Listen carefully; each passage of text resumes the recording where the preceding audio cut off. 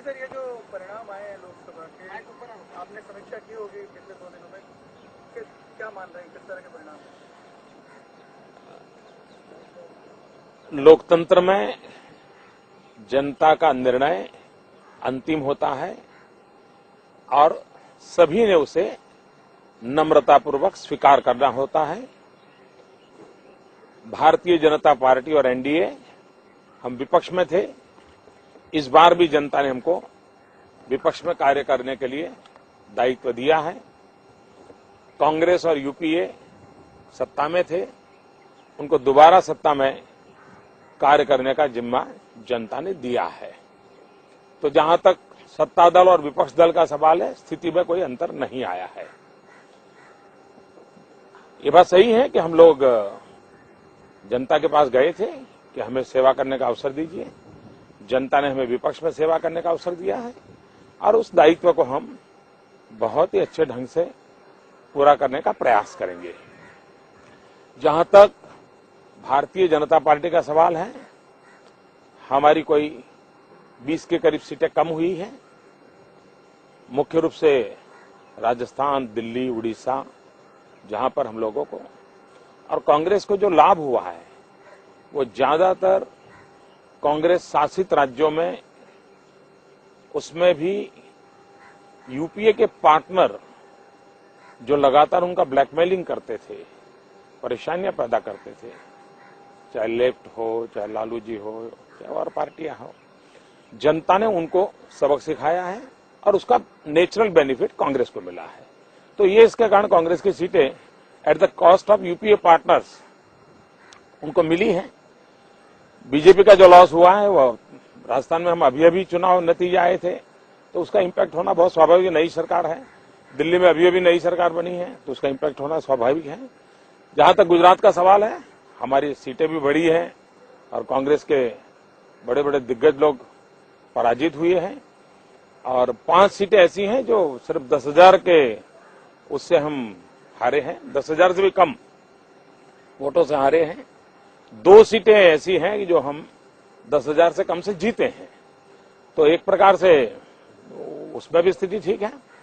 2 सीटें हमें अतिरिक्त मिली हैं जो गुजरात की जिम्मेवारी थी, दादरा नगर हवेली, दीव और दमन, जो हम कई वर्षों से कभी जीते नहीं थे। दोनों सीट हम इस बार जीत गए हैं। गोवा में हमने मेंटेन किया है। महाराष्ट्र में यूनाइटेड शिवसेना था, राज ठाकरे जब शिवसेना में थे, उस टैली में इस टैली में 3 का फर्क आया है बीजेपी को। शिवसेना में से राज ठाकरे जी निकले और उन्होंने एक ही वोट बैंक को काफी प्रभावित किया है। तो उसके कारण कुछ सीटें हम डिवीजन ऑफ वोट के कारण गई हैं, लेकिन कुल टैली जो है उसमें कोई ज्यादा फर्क नहीं हुआ है, 1 सीट प्लस हुई है। तो ये मोटा मोटा चित्र है। शरद यादव जी ने कहा कि अडवाणी जी का नाम तय था, तब बीच में फ्यूचर प्राइम मिनिस्टर का नाम लाना हमारे लिए नुकसान दे रहा।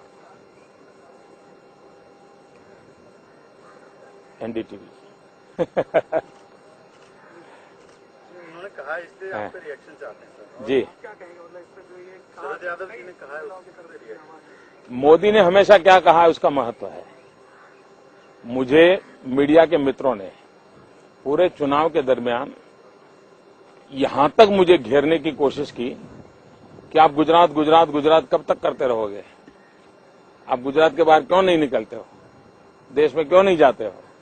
और यहां तक भी मुझे कह दिया, हमारे मीडिया के मित्रों ने इंटरव्यू में प्रश्न पूछे कि जैसे गुजरात की सेवा कर रहा हूं, जैसे कोई मैं बहुत बड़ा देश का अहित कर रहा हूं या देश के खिलाफ कुछ काम कर रहा हूं। तो मेरा स्टैंड तो पहले दिन से क्लियर है कि मैं गुजरात के लिए हूं, गुजरात की सेवा करता हूं, करता रहूंगा। ये मैं डे 1 से मेरा मंत्र एक ही रहा है। आडवाणी जी ने जो इच्छा जताई है, अब विपक्ष के नेता वो नहीं बनना चाहते, किस तरह देखते हैं आप? क्या वो तो पार्लियामेंट्री बोर्ड तय करेगा। पार्लियामेंट्री बोर्ड के सामने उन्होंने विषय रखा है, एक मॉरल रिस्पॉन्सिबिलिटी लेते हुए उन्होंने विषय रखा है, लेकिन वो निर्णय तो पार्लियामेंट्री बोर्ड करेगा। इन परिस्थितियों में एक आशंका ये भी व्यक्त की जा रही है कि अब आपको एलिवेट किया जा सकता है नेशनल लेवल पे। अरे अभी तो आप सुन रहे हो सवाल एक और एकदम से उल्टा सवाल पूछ रहे हो। सर, मोदी जी चाहते थे कि गुजरात के प्राइम मिनिस्टर बने, गुजरात के सांसद प्राइम मिनिस्टर बने। हाँ। अब मोदी जी क्या चाहते देश की जनता ने कहा है कि विपक्ष में रह करके देश के हितों की रक्षा के लिए आप और अधिक काम करें। गुजरात के सांसद विपक्ष के नेता बने, ऐसा चाहते हैं मोदी जी के? पहली बात यह है कि जो चुनाव में हमने कहा था और जनता ने हमको कहा है, अब जनता ने जो कहा है वो करना है ना। विपक्ष के नेता की बात मैंने यही कहा ना, और उसके विषय में उन्होंने पूछा, मैंने जवाब दिया। भाई आप बेकार में किस तरह देख रहे हैं फ्यूचर आप? देखिए, there is no full stop in politics, number one. और अपना फ्यूचर मतलब आप बीजेपी का पूछ रहे हैं ना? बीजेपी एंड मोदी का तो निश्चित है भाई। गुजरात की जनता ने जो काम दिया है उसी को करना है और बड़ी लगन से करना है। और मैं जो नई सरकार बनी है उनसे भी मैं यही अनुरोध करूंगा सार्वजनिक रूप से कि विकास की यात्रा में गुजरात पहले से अधिक पूरी ताकत से देश की प्रगति में हिस्सा बनेगा। और देश की विकास यात्रा में गुजरात अहम भूमिका हमेशा निभाता आया है, आगे भी निभाएगा।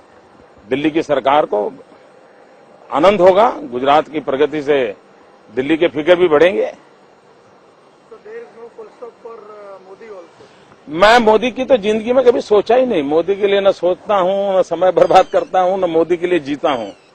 मैं सिर्फ गुजरात की जनता ने मुझे जो दायित्व दिया है उसी के लिए खपा हुआ इंसान हूं।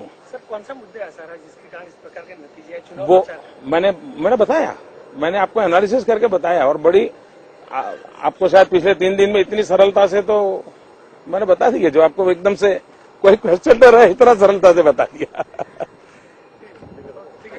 खत्म हो गया सवाल, अब जा सकता हो? हैं? नहीं भैया, आपको कोई और कठिनाई हो तो बता दो।